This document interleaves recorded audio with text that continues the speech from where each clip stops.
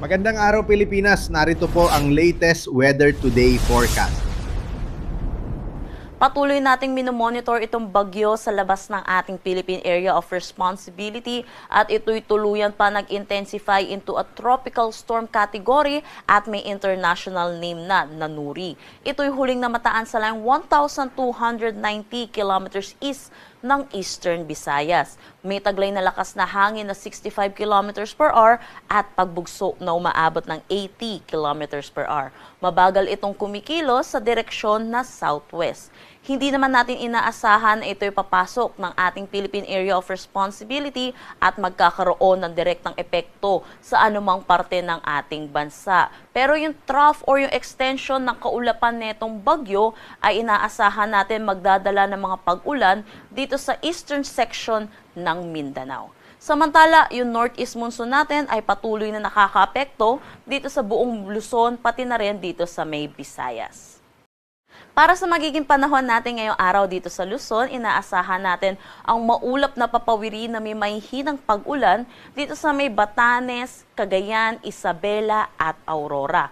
Para naman sa Metro Manila at nalalabing bahagi ng Luzon, asahan po natin ang bahagya hanggang sa maulap na papawiri na may mga isolated light rains.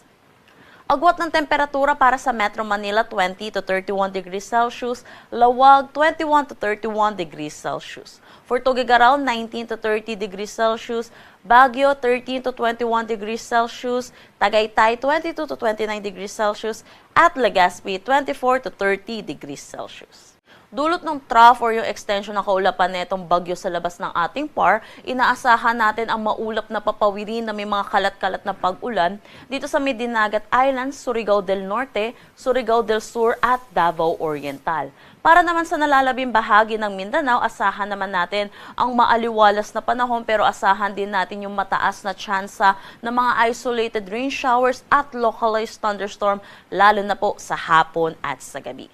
Para naman dito sa buong Visayas at dito na rin sa may Palawan, inaasahan natin ang bahagya hanggang sa maulap na papawirin din na may mga isolated light rains dulot po ng bugso netong northeast monsoon. Agwat ng temperatura para sa Puerto Princesa at Kalayaan Islands, 25 to 31 degrees Celsius. Dito sa may Iloilo, Tacloban at Cagayan de Oro, 24 to 31 degrees Celsius. Cebu, 25 to 31 degrees Celsius. Zamboanga, 25 to 34 degrees Celsius. At Davao, 24 to 33 degrees Celsius. Wala naman tayong nakataas na anumang gale warning sa anumang seaboards ng ating bansa. Para naman sa ating heat index, kahapon nakapagtala tayo ng 31 to 32 degrees Celsius dito sa may Metro Manila. At 38 degrees Celsius naman, which is yung pinakamataas natin, dito sa may Masbate City, Masbate. Kung mapapansin din po natin, hindi rin po kataasan yung mga naitatala po nating heat index dahil dito sa bugso nitong northeast monsoon. Kaya ito rin po yung dahilan kung bakit hindi pa po tayo nag-a-announce ng ating start ng tag-init dahil sa bugso ng northeast monsoon at inaasahan din po natin magkakaroon po ulit siya ng panibagong bugso sa mga susunod na araw. Pero iba yung pag-iingat pa rin po para sa ating mga kababayan dahil inaasahan po natin magiging mainit pa rin naman po ang ating tanghali hanggang hapon dahil hindi na rin po ito yung kasing lamig ng bugso natin noong mga nakaraan. Para sa ating heat index forecast ngayong araw dito sa Metro Manila, 31 to 33 degrees Celsius at pinakamataas pa rin po natin posibleng maitala ay dito sa may Masbate City with 39 degrees Celsius.